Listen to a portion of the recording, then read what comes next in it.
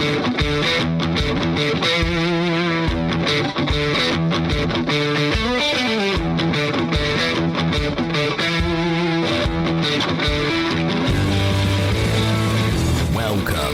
to the Fantasy Footballers DFS Podcast with your hosts, Kyle Borgononi and Matthew Betts.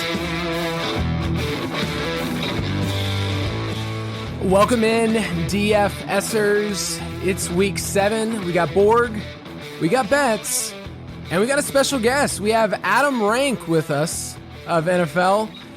You may know him as @AdamRank on Twitter. Adam, how's it going, man? Oh, wonderful. Thank you so much for having me. And I'm sure that all of your listeners are excited that I'm on so they can be like, oh, I'm going to fade all this guy's picks. Boom. That's why I'm here. I'm giving you all the stuff to fade.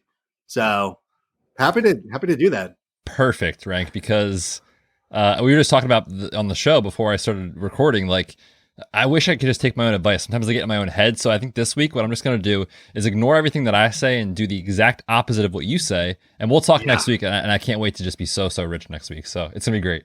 No, you're going to be rolling in the cash. You might even be able to upgrade the comforter set that you got up there in your loft.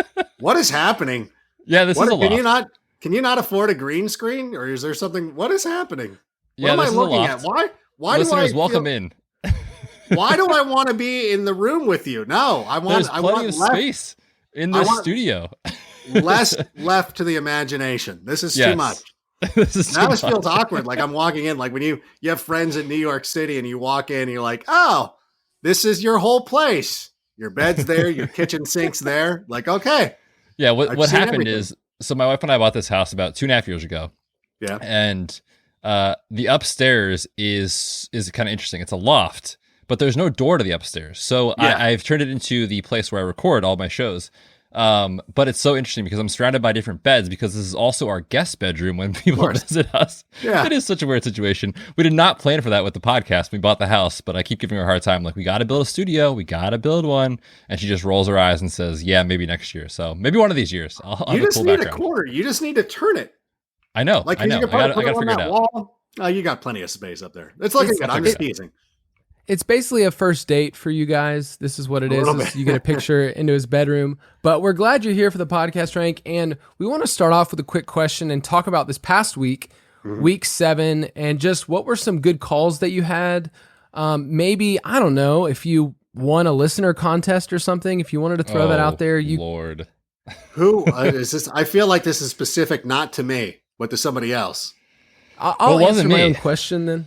You know what? I'll throw it out there. Dwight Schrute usually gets to answer his own questions, and I respect that man. Question. So yeah, I got to win our listener contest this past week. And, you know, for me, something we talked about on the podcast last week was stacking that Minnesota and Atlanta game. And I just happened to fade Alexander Mattison. That's why it was going pretty well for me. But overall, it was a great week to just people that listen to our podcast did well, and that's what matters. What about you?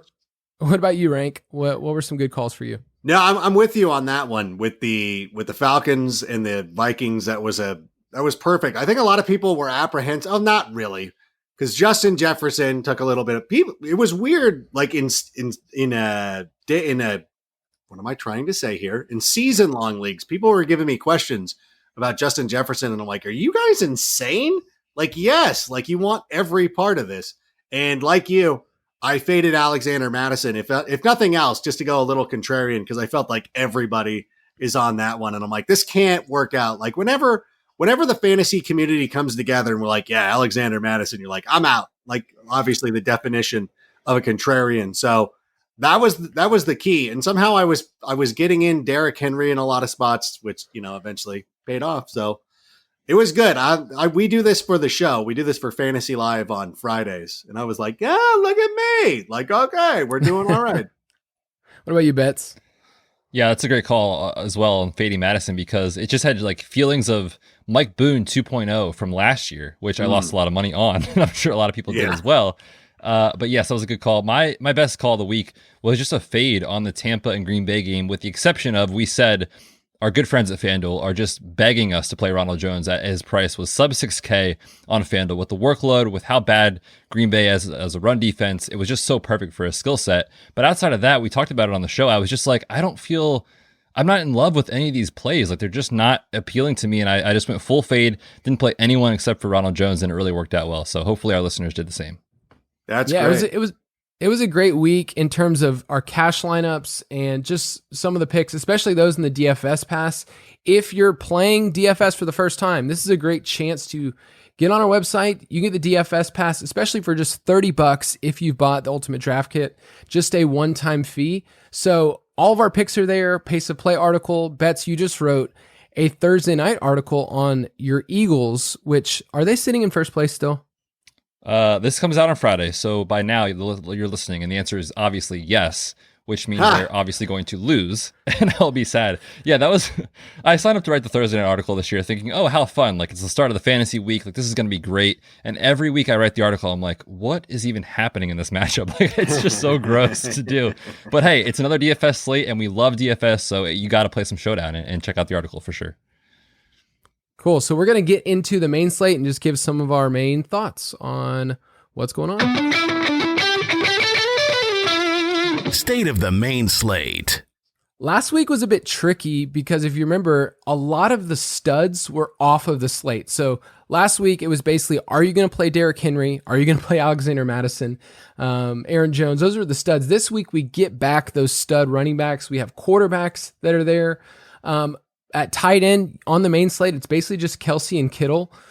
So really, you're going to have to, it's a little bit harder to pick out which of the studs you want to fit in your lineup this week. And if you want just straight picks, if you're one of those people that listen to the podcast and you're like, you know what, you guys go through too many games. I can't sift through that. We have our DraftKings and FanDuel picks in the DFS Pass from Ben Cummins and Rob Wozniak, so you can access those. But let's get in this first game, and my Falcons are on a win streak, not multiple, of just one. But I'm proud of us for showing up against the Vikings. But the Falcons are at home. The game has a 56.5 point over under against the Lions, and they're 3-point favorites. So rank, who do you like in this game between the Lions and the Falcons in terms of who you must play in your lineups? Well, this is an interesting one because this seems a lot like last week's game with the Minnesota Vikings. And it's tough because we were watching Kirk Cousins, and I say this, for season-long leagues too, is like, it was frustrating because Kirk Cousins is like he's like the discount version of Jameis Winston now, where at least Jameis Winston was going to throw for $5,000 and 30-30. Kirk Cousins is the manager special at the back of the supermarket. Look at this. He's going to be the 19-19 guy, which is not going to be as sexy. And he's not always going to get those matchups. I think the obvious ones, it's Matthew Stafford. You're always going to look at the quarterback. Number one, the one problem I have with Matthew Stafford is it seems like anytime you get him in a plus matchup like this, he just kind of is like, meh. It's like when one of your friends recommends a show for you on Netflix and they build it up so much that you're like, okay, and then you watch it and you're like, that's fine, but it's not like you were building it up way too much. The only place that has not happened is Cobra Kai, because that show is excellent. And so the one I really kind of like the most, because I think a lot of people will be on Galladay, but I think Marvin Jones is the guy to play in this one. That to me, if you're not doing a stack out of this game and you just want to take one piece of it, I love Marvin Jones this week.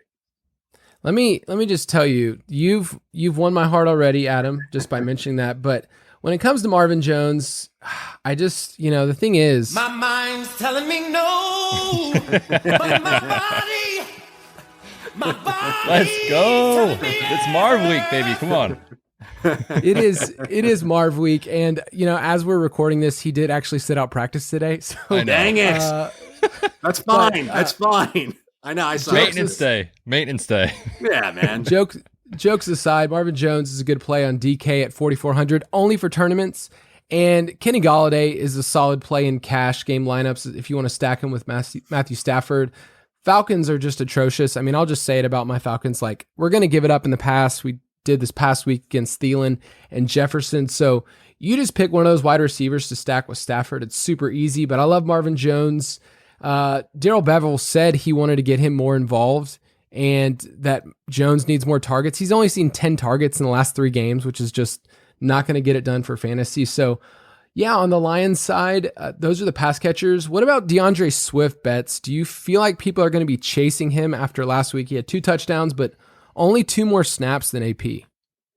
Yeah, I mean, I think if you're going to play one of these running backs, it's DeAndre Swift. But with that being said, I will not play a single lineup with DeAndre Swift. And the reason is it's a full committee. I mean, they were all on the field about 30% of the snaps-ish for each of these guys. And so Swift was just insanely efficient with the touches he got and the opportunities he got, which, hats off to him. He did his job. But you're looking at a situation where actually Atlanta's decent on the ground. They just can't stop anyone through the air. And so when I look at this game, I'm pretty much a full fade on Swift and the other running backs on Detroit.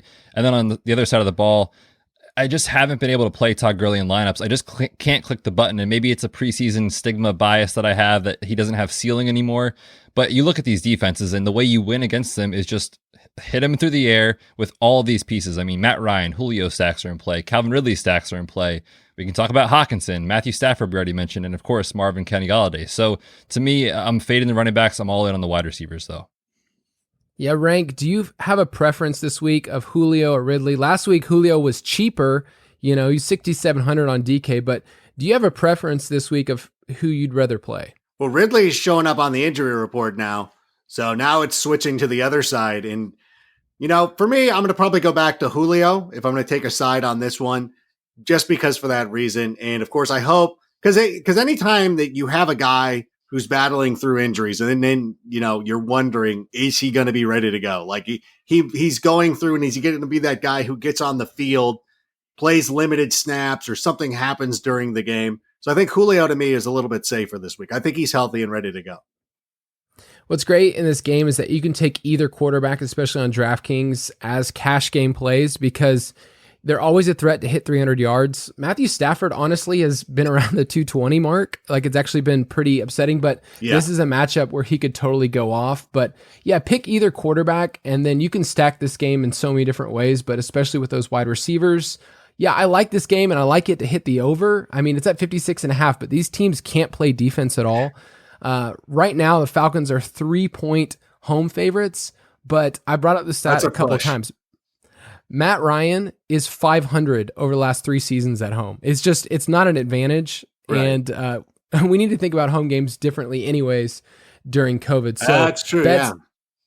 Betts, what's your take on just your Vegas pick? Yeah, dude, last week you were surprised when I said Falcons are going to cover the spread and win. I picked them to win the game, and you of course, as a Falcons fan, said you're out of your mind.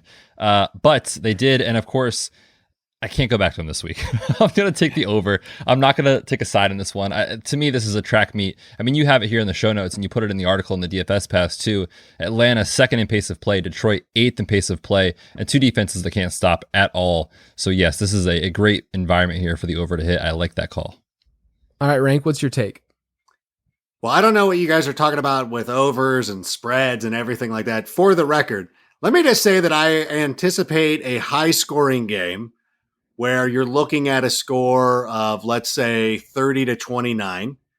Let's say that, I would say it's more like 33-29, which is, I think, probably going to favor the Falcons. I think the Falcons are going to get on a little bit of a mini roll. Matt Patricia saved his job for a week, but I don't know. Anytime I see the Lions, it's just one of those, it's Groundhog Day. Like every year, like you can go through and Google the phrase Matt Patricia changing the culture. And there's an article from 2018, 2019, 2020. It's just one of those things. And you fired Jim Caldwell, who was winning 9 games every year. And you're like, no, we got to blow this up. And I'm glad you did as a Bears fan. But yeah, I don't know. I can't trust the Lions. So I think this is going to be a Falcons game. 33-29, yes, is my final score prediction. Nice. I'll take that too. Yeah, I'll take the Falcons and the 3 points, and I think we can win at home. Do not take my betting advice. This is not a betting show. I don't want to bet ever on my team. There's too much at stake there. But next game here, it's another NFC South contest between Carolina Panthers and the New Orleans Saints. 51-point over under. And this is a revenge game, people. I mean, Yeah. Teddy Bridgewater is just boiling over. Actually, he's pretty much the nicest guy in the league. Seems like. So I wish there was something at stake that we could give you. But yeah, you have Bridgewater going back to New Orleans. And honestly, the Panthers have been surprising. They're 500. They had a shot against your Bears last week. What happened in that game?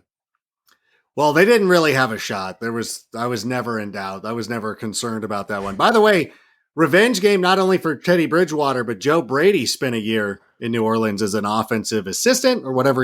Was he the quarterback's coach? Because I don't think he was the offensive coordinator. But in 2018, he was with the Saints as well. That's where him and Teddy Bridgewater had that connection.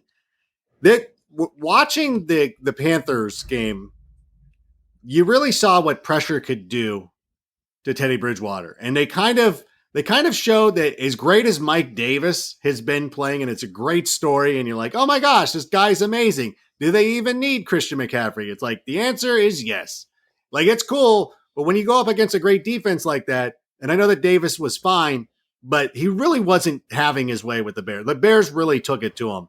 And if it wasn't for the offense kind of making some mistakes and a referee overturning what should have been a touchdown, and a referee calling a textbook tackle from Kyle Fuller, shoulder to shoulder. Like, you could not teach anybody a better way to tackle somebody. It was a rough hit, but it was a legal hit. And Kyle Long and I know I shouldn't name drop, but Kyle Long and I were going back and forth like, that is garbage. But I think that Carolina is still a good team. And I kind of like this matchup. I think if you're in season long, if you're looking for a low end quarterback, Teddy Bridgewater does have a plus matchup. I don't mind it as much. I know we told everybody not to play him last week, and that worked out fine. We've been on point with Teddy Bridgewater. We've kind of figured it out.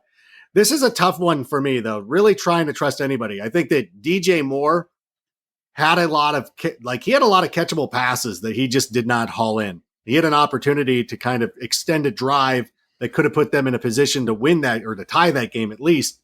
Didn't do it. When Robbie Anderson gets targeted, he catches the football. And that's what really impressed me. We've been seeing it, but now it's like, yep, he's been able to battle through. So it's an interesting game, and it's when I look at it, I'm like, I don't know if I'm touching any part of this, to be perfectly honest with you.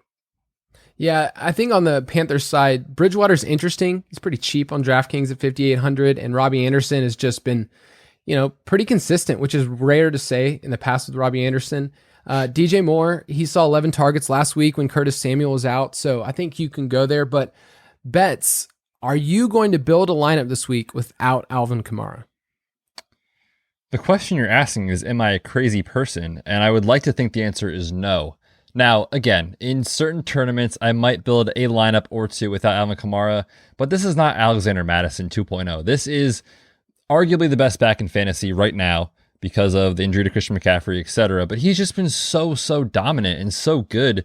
And yes, Michael Thomas was out and he was getting a ton of targets from checkdowns from Drew Brees and all that kind of stuff. But that doesn't matter against the Panthers. I mean, I will not build a lineup without Alvin Kamara in it because, it's just so perfect. Carolina has given up the most receptions to running backs.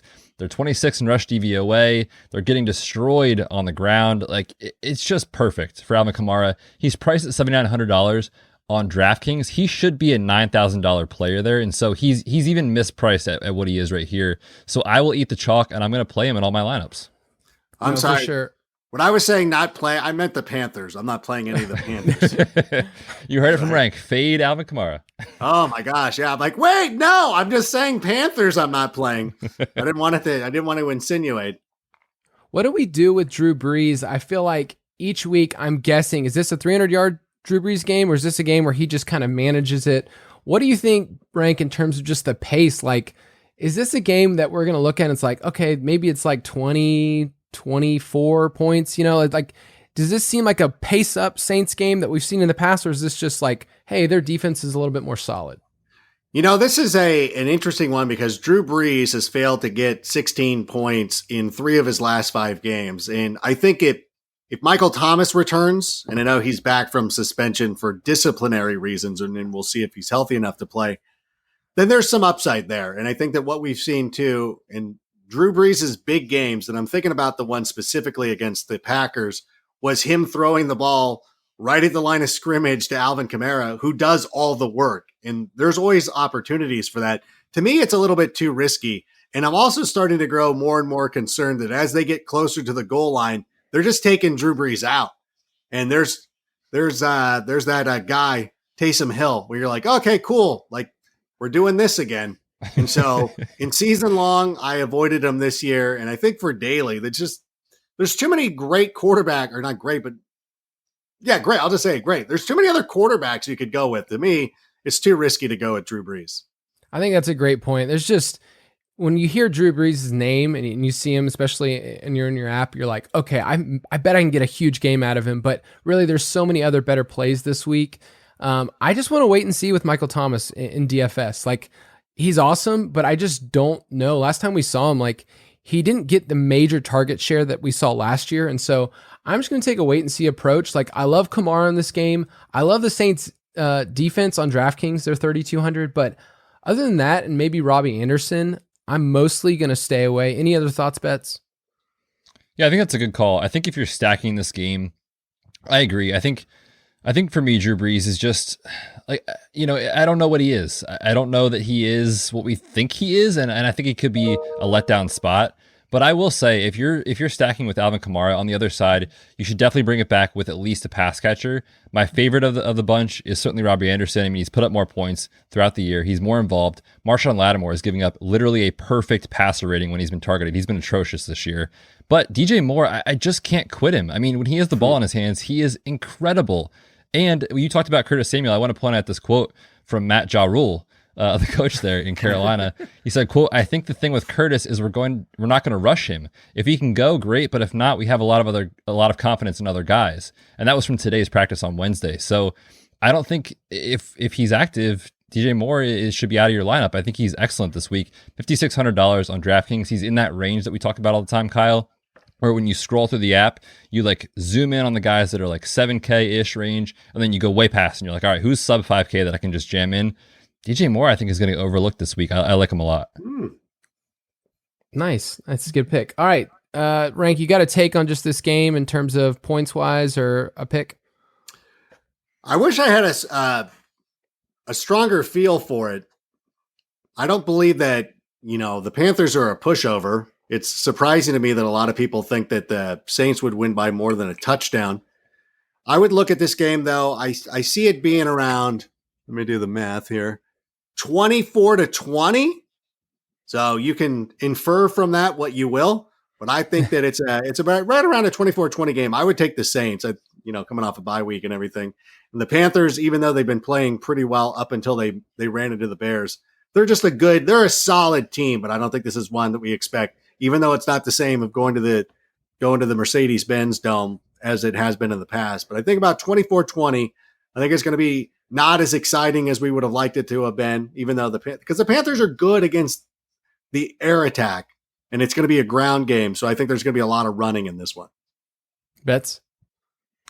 Yeah, I do think the Saints win the game. I like Carolina to cover the spread. They're more than a touchdown underdog, and I think it stays closer, especially if we're projecting maybe an under to hit here, as Rank's saying. So yeah, I agree. I think it could be a game where it's closer than people think, but they cover the spread 7.5. But you never said that, right? I was just saying 24-20. I don't know how you use that information. Well, the over-under is 51. So by definition, we're going under. Yeah, everybody gets that. Take it to the bank. People understand. Yeah, I'll take the under as well.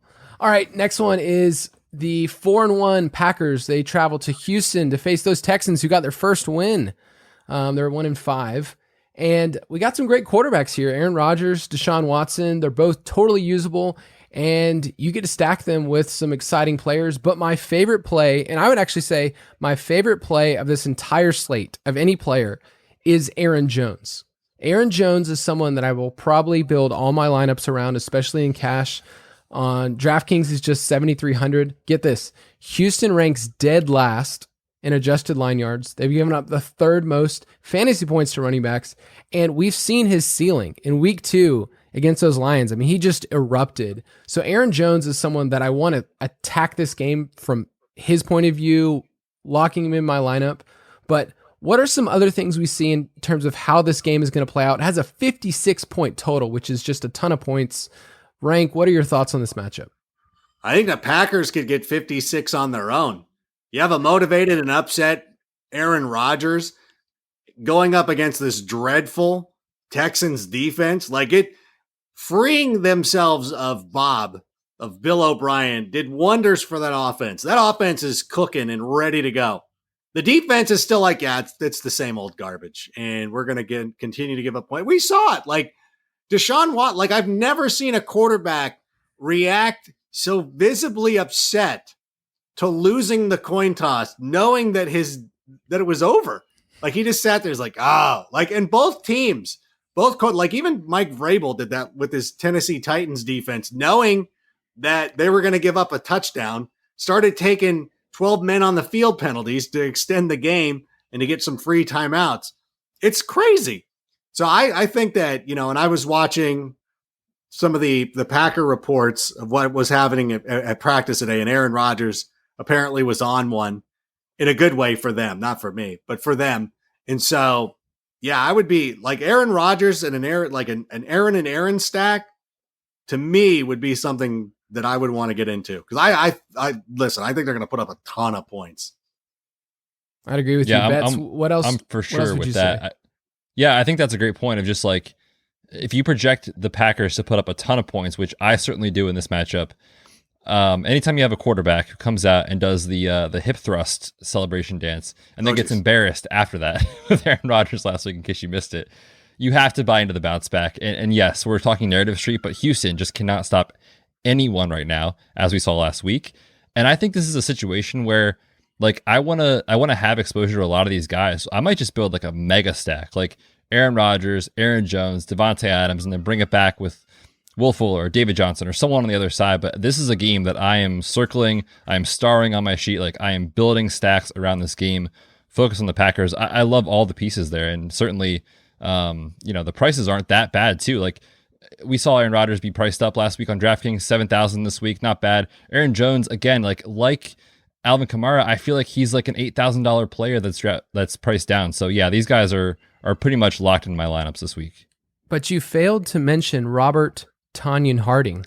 I wanted to give it to you. I knew you love him, so I'll give it to you.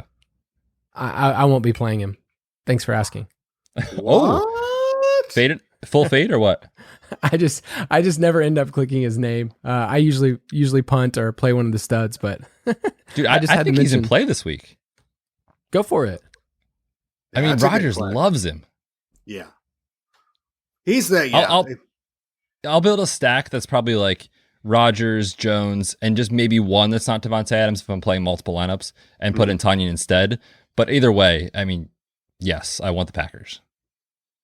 All right, Rank, what about on the Texans side? What do you see in terms of David Johnson? The Packers are allowing the most fantasy points per game to running backs, but I feel like I can just never put him in my lineups because his ceiling's just not that high. So for daily, do you want to put David Johnson there, or are you just going to pass?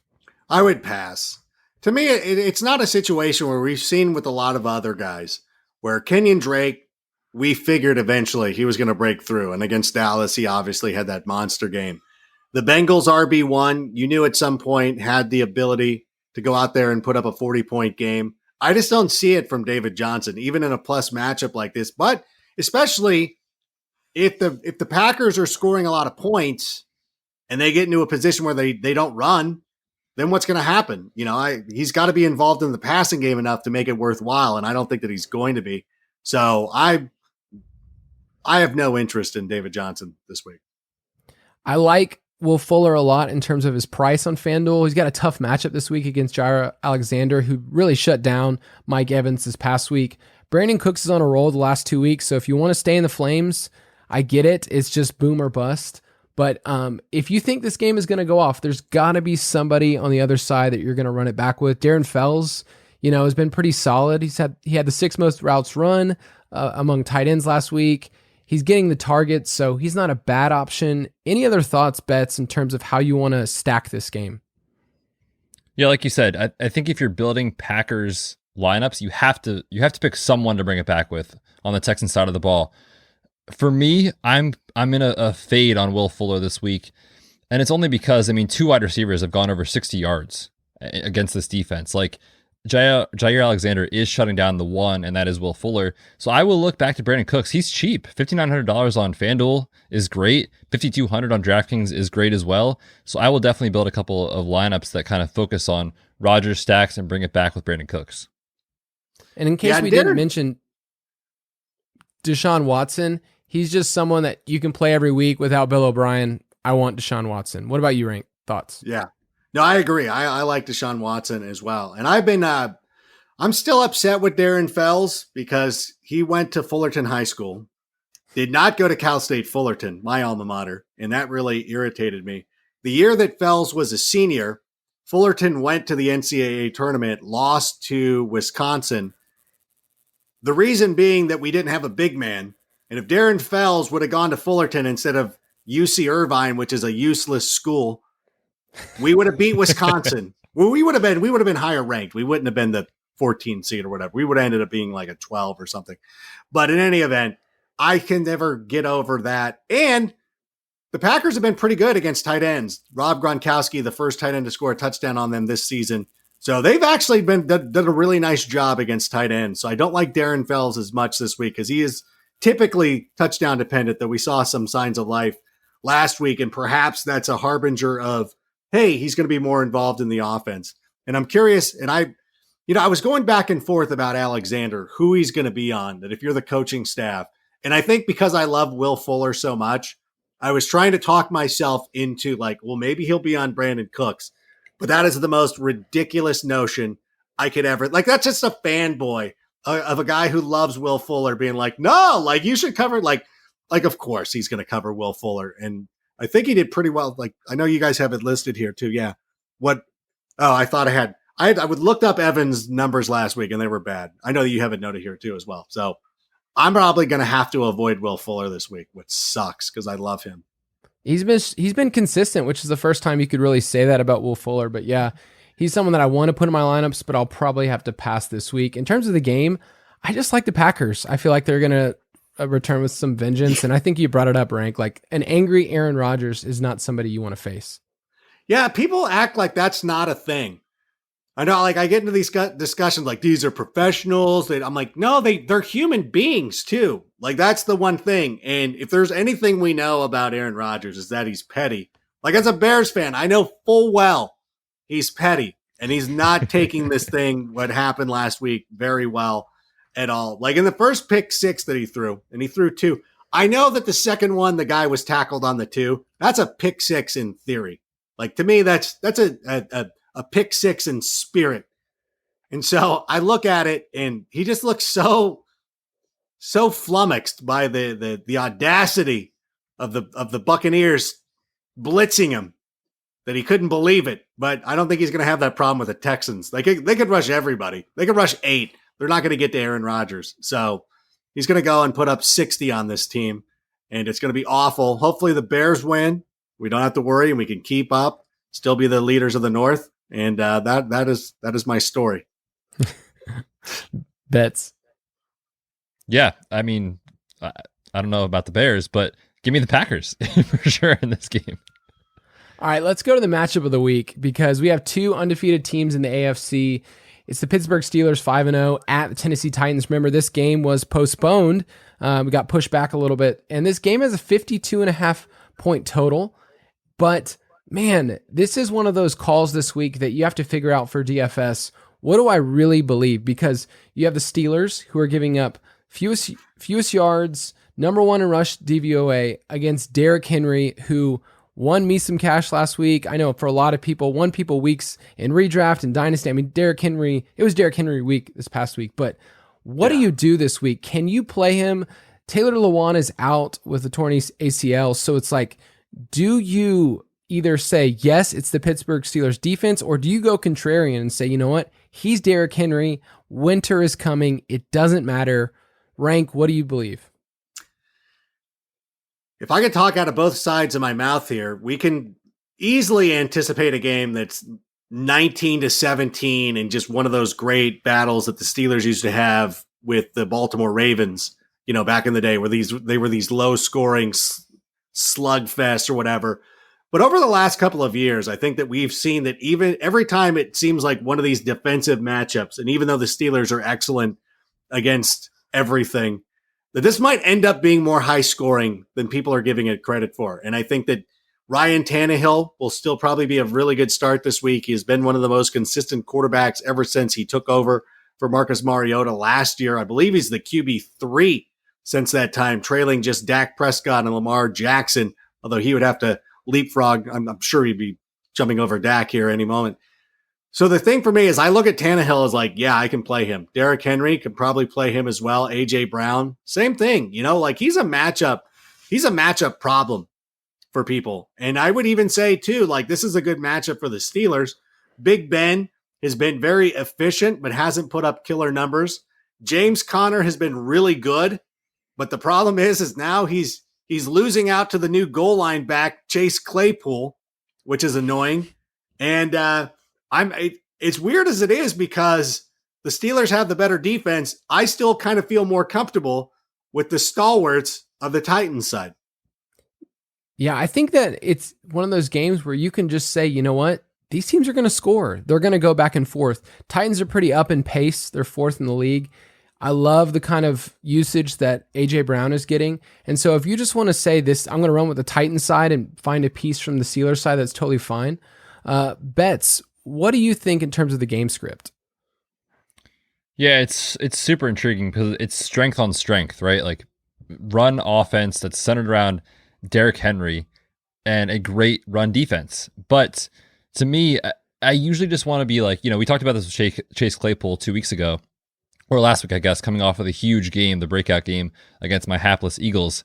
And that we generally want to take a larger sample size in fantasy in general, but also in DFS, and especially in DFS, because people are going to run and chase these points. And oh my gosh, Derrick Henry was a monster last week. We have to play him again.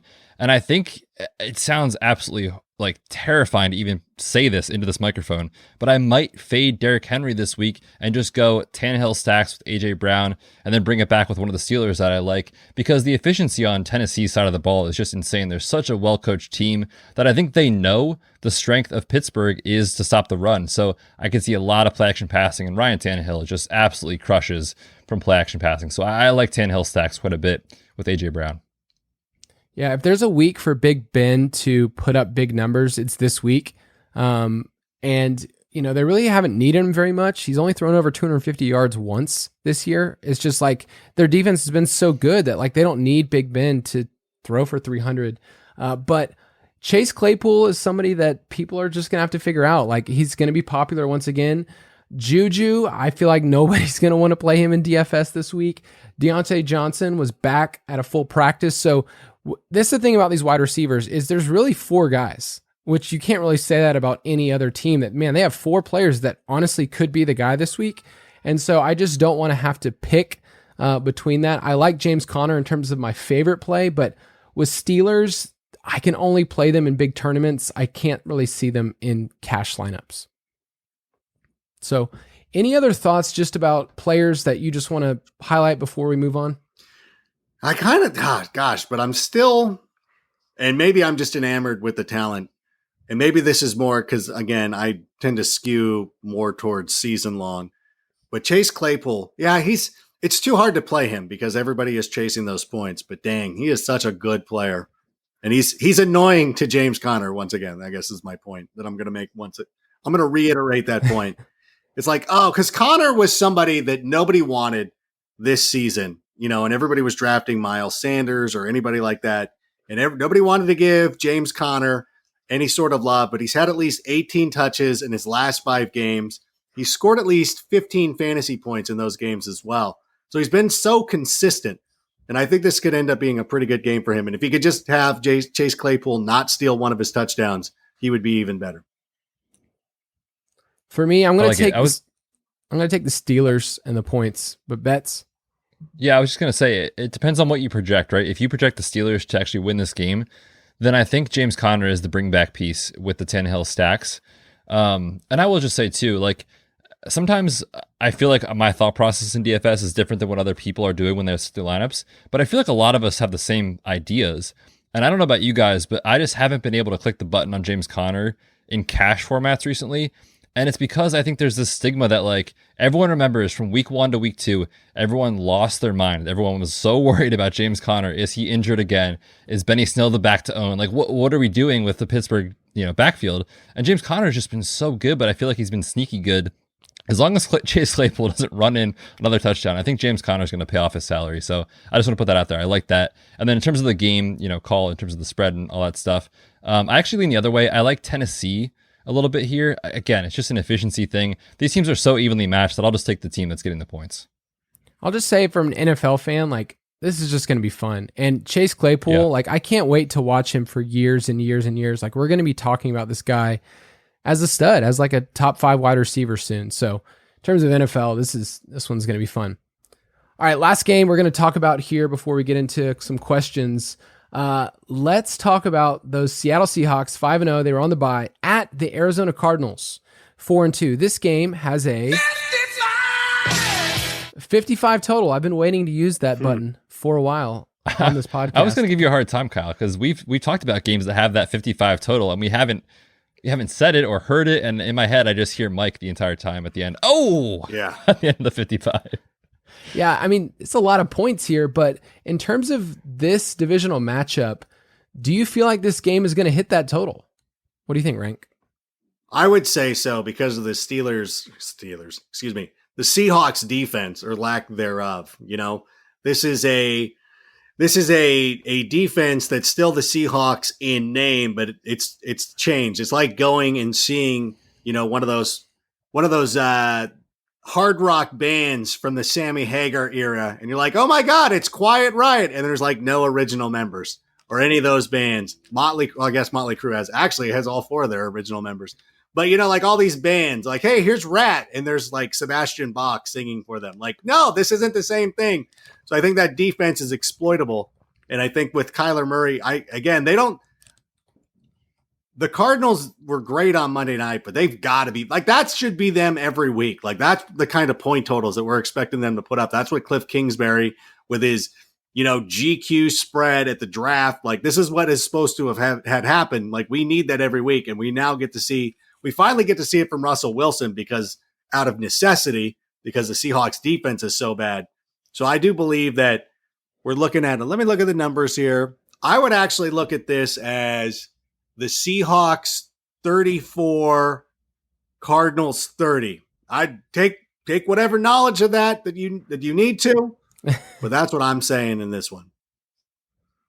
What about in terms of quarterbacks? We have Russell Wilson and Kyler Murray, who's been, for fantasy purposes, especially for DFS, been incredible. Murray's the QB4 on DraftKings and FanDuel, so he's a little bit cheaper than Russell Wilson. Do you have a lean bets of which one you'd rather play in your lineups? I wish I could just say yes. I mean, I'll build up multiple lineups around this matchup. It's one that I definitely want to have a lot of exposure to. I lean Russell Wilson just because, I mean, Kyler Murray, yes, for fantasy, he's getting it done. He's running the ball a ton, which matters so much. But, I mean, I don't want to speak, negatively about Kyler Murray. He's awesome, and I love him. How dare you? Yeah, I know, right? Like, how dare me? He missed a lot of throws on Monday Night Football and completed 9 passes. I mean, that's just not going to get it done. And if that happens and you go with a stack of Kyler Murray and DeAndre Hopkins, I mean, you're done. You're dead in the water at that point. So I know for sure Russ is just going to come out and smash in this matchup. We've seen it all season long. He's playing out of his mind. And we have 2 wide receivers that you just feel so confident with.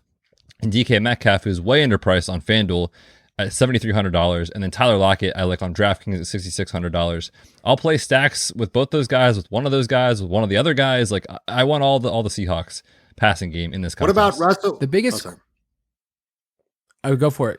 I was going to say Russell Wilson, DK Metcalf, and then running it back on the other side with Christian Kirk would probably be my idea. Yeah, Kirk. Love it.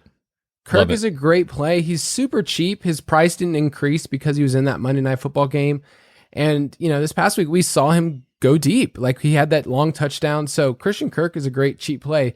I think the biggest question for me is Drake. Like what do we really believe about Kenyon Drake? Like do you, in your mind, Rank, just in terms of season long like, does that skew the way we look at Drake moving forward, that long touchdown run at the end of the game? Yeah, it's one of those adages, of garbage time points still count and what is happening. The thing that stood out to me, and you can say, well, he got it at the end of the game. He was on the field at the end of the game. Like, what does that say? Because, we all went into this contest thinking that Chase Edmonds was finally going to take over and usurp him and going to be the running back that they were going to start leaning on. And they went the exact opposite way. Like, it's a miracle that in a blowout like that, because that game was not close, that Kenyon Drake is still sitting there getting the football when you're trying to run out the clock. So to me, I don't know what to make of that. Like, he's still on the field. Like, that was the thing that shocked me. And just being in the moment too, of like having friends who play, we have our friends who play fantasy, and you're in Slack groups or text groups, and just 3 people instantaneously of like, God, I hope Drake breaks one here. And how many times in our lives we've said something like that, or we wanted something like that to happen, and it never does. And for Drake to actually come through and do it was kind of incredible. But I don't know that I can trust him. That is just my thing. Like, it was fun. And it feels like if you play season long and you used a second round pick on him, you feel justified in the moment, unless you benched him. But yeah, it's still a tough call with him. I don't quite trust it. I'd rather have Chris Carson, because I think Chris Carson's got a great matchup in this game too. Yeah, you're going to get 20 touches out of Chris Carson, which, is pretty great. And I think it's going to mix things up in this game to be different, because everyone's going to want to play Metcalf and Lockett. Everyone's going to want to play Hopkins and Kyler Murray. So I like Carson. Bets, Drake's price didn't change at 4,800. It's super low. Could you put him in a cash game lineup? I had some people ask me that question on Twitter today. Oh my gosh. I wish you were I was kind of hoping you wouldn't ask me the question. I don't know. And I'm not sure what I'm even going to do yet. And that sounds like a cop-out answer, but, and this is, peek behind the curtain. Like, I went to bed with like 8 minutes left. I'm on the East Coast, so it was late. I had to work the next day. I was like, all right, I'm going to go to bed. This game's over. Thank you to Dallas for being awful. Like, the Eagles are still in it. And I woke up, and all of a sudden my DraftKings account looked way better. And I was like, what happened? I played a ton of Kenyon Drake. I was so upset because I was down a ton of money for playing Kenyon Drake. And I woke up the next morning happy as a clam. So I have no idea what to do with Kenyon Drake, but his price is just so intriguing that at $4,800, we can't get running backs that are getting 19 opportunities a game at $4,800 on DraftKings. It just doesn't happen. So I feel like I'm kind of talking myself into it with the expectation that if he comes out and puts up like 12 points in a cash game, it's fine. That's almost, 2.5 to 3 times his salary, and that'll work as long as your wide receivers hit and your quarterback hits and all those things. So I'm kind of talking myself into it. I need to build more lineups and kind of see where it fits. But yeah, the price is certainly really intriguing. Yeah, I just had some people ask me, and I'll just say 4,800, you're asking for someone to get around 10 to 12 points. And for cash lineups, that's totally fine. So if you want to fit in those stud running backs, a lot of people want to play Kamara this week. Maybe you want to play Zeke. Maybe you want to play Aaron Jones or Derrick Henry. Like, those are the 4 guys this week. I'll add in Kareem Hunt because he's got a great matchup. But if you want to play 2 of those guys and Kenyon Drake, then you're going to have a lineup that's actually going to be able to work for playing cash lineups. So any last thoughts on, we didn't mention him much, but yes, DeAndre Hopkins, yes, play him. He will bounce back. Everybody saw him on Monday night, but the dude's going to erupt against the Seahawks, who are giving up the most fantasy points to opposing wide receivers. So any guesses, Rank, on just score or just take on the game? What did I say? 34-30? Seahawks? Yeah. Yep. I think it's high scoring. Yeah, absolutely. They'll get that. They'll get the totals again, or whatever that means. But high scoring, 34-30 seems like a high scoring game. Seahawks winning by 4. Yes. Just saying. Yes. I like the over as well. High scoring game for sure. Yep. I will go with it. Clean sweep. All right. Let's get into a couple mailbag questions for Mailbag. All right. I want to throw out this because we had a listener ask a question on the podcast last week, and the dude who asked the question placed 10th in the Millie Maker. So, ipso facto, you ask a question on the podcast, you win cash. It's really easy. It's that Rank, easy, yeah. Rank, just ask us a question, any question in life right now, and you might win money. You know what? Here's my question. Justin Herbert is going to continue his hot streak, right? Even though he had the bye week. You know, like when you're on a hot streak, like you don't leave the blackjack table when you're killing it. So I feel like I get worried. Like, Justin, don't take any time off. Just go play XFL or do anything. I need you to continue to play. But because I know that we had to skip the battle royale, and that's probably my fault because I talked too much. But I had a stack of Herbert, Keenan Allen, and I would even throw it down to Hunter Henry too, and do super. Like that's a good play this week, right? No, I'm glad you brought that up because I had those names and someone asked me earlier. Justin Herbert and Keenan Allen, like those are two players that you can put together. And then, man, Hunter Henry is one of those players that I forget about, honestly. Like I forget about him in DFS because he just doesn't have the same, profile as like a Kelsey or a Kittle, but like he can get there in lineups. So I love that against the Jaguars. If you want to run it back on the other side with DJ Chark or James Robinson, or my favorite pump play of the week, James O'Shaughnessy, big game James. If you want to throw it out there. No, I love that. I love that point. The Chargers, I mean, they're much better than I thought they would be. So no, that's a perfect Chargers because like they have one win on this season. Like they're playing well. Like that's their thing. Like people are like, oh, they're snake, but you're like, that's the Chargers. That's every year. Like, yeah, this team's great. Like they're playing well. You're like, they're 1-5, bro. Like, what do you think? But it is what it is. Let's go with the Chargers question. I had someone on Twitter ask us. Sheen asked, thoughts on Justin Jackson this week? I'm considering him as a cheap running back option for tournaments. So just for context, Justin Jackson's $4,900 on DraftKings, which is super cheap. And FanDuel, he's $6,100. He had 20 touches back in week 5 when we last saw them. But Joshua Kelly, I think a lot of people are kind of confused. Like, is it Joshua Kelly? Justin Jackson looks way better out there, but are they going to keep running Kelly in there? So Rank, I'll hit you first, and then Betts, your thoughts on Justin Jackson. Well, I know Betts I didn't have edit access on this Google Doc, but I know that you also had Justin Jackson as your cheap running back as well, because what we've seen out of Joshua Kelly, who is a running back that I liked at UCLA, and it didn't surprise me that he ascended to the number 2 spot with the Chargers playing with Austin Eckler, but every time that he was in a great spot, and I guess this isn't every time, but they were going up against the Panthers, and everybody rushed to get him in the lineup as a cheap option. He didn't come through. That game against the Tampa Bay Buccaneers, they lost, number one, because Anthony Lynn decided to run the ball for whatever. Just take the knee, bro. You're up 17 on the road with a rookie quarterback. You're fine.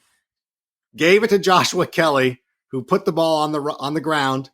Though that was his second critical fumble of the season. That is what's keeping him off the field. That is why they've turned back to Justin Jackson. And now with a great plus matchup against the Jacksonville Jaguars, they're going to go to Justin Jackson here. So that's the guy that I would go with.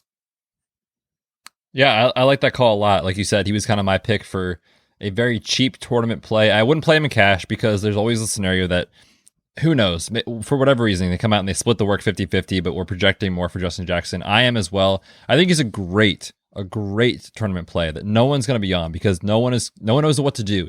Is it Joshua Kelly? Is it Justin Jackson? To me, it is Justin Jackson. I'm playing him in all my season-long leagues where I have him. I will definitely play him at that price. What did you say it was, Kyle? Like $4,800 or $4,900 on DraftKings. It's a great price this week. Yeah, no, I totally agree. And I'll follow up with this next question from Travis Aho. He says, what are some best options for players under 6K on FanDuel? And I'll give you guys a couple of names, and you guys just tell me who you like best. So at running back, we mentioned Justin Jackson, but who do you like better this week? Justin Jackson, this is for tournaments. Jerick McKinnon, 5,500. Laxatives Murray, which sometimes your phone autocorrects Latavius to laxatives if you let it on your phone. Fun fact. Or Chase Edmonds at 5,900. So of those 4 running backs, in terms of a tournament, like who has the ceiling to really help somebody, who do you like the most? So I would probably go with Justin Jackson in that scenario. The one thing that concerns me about Jerick McKinnon is that Jermichael Hasty is there, and I think they like him a lot. And I kind of like watching him on the tape. And if Jeff Wilson is healthy as well, he could also figure into the mix. So I think all of them are dicey, but I think Justin Jackson ends up having the best opportunity for me. Yeah, I agree. I also think that Latavius Murray is a really sneaky GPP play. And it's only because we saw this scenario play out a couple weeks ago where Alvin Kamara was just like a lock in every lineup. And like we said on today's show, he is a lock in our lineups. But there is also a scenario where he comes out and he has a good game, not a great game. And all of a sudden, Latavius Murray has like 60 yards rushing and 2 touchdowns. And you're like, what just happened? Yeah. And no one's going to be on Latavius Murray. So he is a guy that in bigger field tournaments, I will play instead of Alvin Kamara in the off chance that happens. But I think if you're giving me the option of all those guys, I agree. To me, it's Justin Jackson. And let me give you some wide receivers, because I think this is where a lot of people make their hay on their lineups, especially on FanDuel, which is touchdown heavy. So you're basically saying which one of these guys is going to catch a touchdown this week. So these are all options under 6,000 on FanDuel. So you guys just kind of put them in order in terms of think about their quarterbacks, think about the games, those kind of things. Just think about everything that you could possibly think about at the same time for these players. So T. Higgins is 5,700. Tim Patrick of the Broncos is 5,500. Christian Kirk, we mentioned 5,400. And then James Washington, who caught a touchdown last week, 5,100. So of those wide receivers, who would you say has the best chance of catching a touchdown this week? I think, I like Christian Kirk as a better play, even though I like T. Higgins a lot too. T. Higgins, because they targeted AJ Green a bunch last week, and then Tyler Boyd's there as well, even though T. Higgins is going to start usurping probably both of those guys. But I think Kirk is the one that stands out to me as the guy that I would probably go with there. Yeah, I think he's a good play for sure. I like T. Higgins quite a bit. I mean, you just look at the trend, right? Like since week 1, where he was kind of just a role player, played like 22% of the snaps are trending upwards, the targets are trending upwards, the air yards are trending upwards. Like T. Higgins is everything we thought and hoped AJ Green would be this year in season-long leagues. And he just has that connection with Joe Burrow that I like. Last time these two offenses played, Joe Burrow dropped back to pass 61 times. Now, is that going to happen again? Probably not. But I think it just tells you like how confident this offense is in Burrow's ability.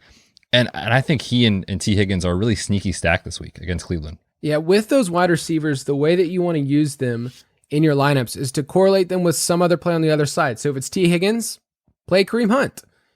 Tim Patrick has gone over 100 yards 2 games in a row.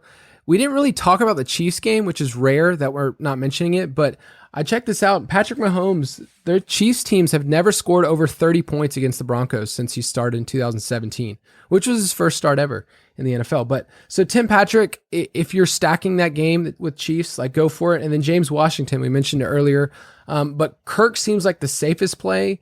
That game has a huge total, and we saw what he could do last week, 2 touchdowns. So those are some good thoughts. All right, let me ask this question for you, Betts. In terms of cash lineups, how many do you play each week? We had a listener, Roger Dietz, ask, in terms of like building your lineups, you sit there, you tweak, you text me. I wake up in the morning, I get a text from you that says, hey, how you doing? Here's my lineup. So how many cash lineups do you play each week? Yeah, then you tell me, are you serious? You really want to play Deontay Johnson in cash in week 2, and he goes off, and I take him out of my lineup, and I will never let that go, Kyle, just so you know. But yeah, for me, in cash lineups, I play one. I play a bunch of 50-50s, and to me, there's no better contest to enter, especially if you like to win a DFS, but you're not like a serious, like huge hundreds and hundreds of dollar player. Like you enter the $5, $2, $10, maybe $25 double ups, and you have like 8,000 people in these contests that are setting just crazy lineups because they think when they see the number 8,000, they have to set this like super random lineup. To me, I've had so much success doing that. I play one lineup, I enter them in like all those contests. And, it can be kind of risky because you think either you're all in, you win every one, or you lose them all. But I found it, if you play enough of them and kind of spread out, not to get too like analytical with math and stuff like that. I was told there'd be no math. But it kind of balances out the sample size a bit. So to me, I play one cash lineup, enter in all those contests, and I'm good to go. Yep, I do the exact same thing. And you're not going to be able to keep up with that many different iterations of your lineup. Like it's just really easy to say, this is the one that I'm going with. And we mostly play 50-50s where you're not trying to, hit the nuts that week. You're not trying to have a team that scores 200 points. You're saying, you know what, I'm going to try to get 150 points on DraftKings or FanDuel. And it really feels so much better. We teach people a lot of times, especially our shows in August, like if you want to play this consistently, if it's fun, you're not putting in thousands of dollars, you're just, putting in $50, $100, maybe 200. You want to be able to consistently do cash. And so we recommend people to do 80% of your lineups to start off. I know it's not fun. 80% of your lineups in cash. You see the commercials where people are winning the millions, but really the way that they got there is they consistently did this over the long haul with cash lineups. So I think that's just a piece of advice for people is work really hard on your cash lineups, and that will teach you to be a better player for really big tournaments, which are super fun. It's super fun to compete against people, especially when there's like 100,000 people, but it's really hard to consistently win that way. So last thought, and I want to give the floor to Mr. Rank here. Any thoughts you would just give people who maybe, listening to our podcast and they've been playing fantasy for a while, but you know what? They're in week 7 and they don't really, know how to like stay with it. I feel like a lot of people, when it hits October, their attention span kind of goes elsewhere. So what would you just tell listeners or people playing fantasy? Like, why would they want to stay in it and maybe even invest even more right now in fantasy football? Well, for that very reason, like this is the time when people kind of fade out of it. This is like any endeavor.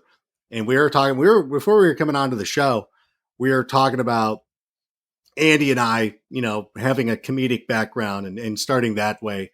And in a lot of these industries, the biggest factor, probably more than talent, is the people who are willing to just keep pushing through, keep grinding, even when it gets tough and it's easy to just kind of bail, is to keep grinding. And I think the same thing kind of applies here to like exactly what you said, like people's attention fades. They just get into a little bit of a rut. They're filling out lineups out of habit. They're not really putting a lot of effort to it. That if you went the other way, and if you took this opportunity in October and said, you know what, now is when I'm going to get serious and when I'm going to buckle down and really pay attention and make sure, that I'm not making mistakes, that I'm not overlooking anything, checking cornerback matchups, making sure, because a lot of people will probably just follow points and take Will Fuller or anything like that, ignoring that he's got a matchup with Jair Alexander and things like that.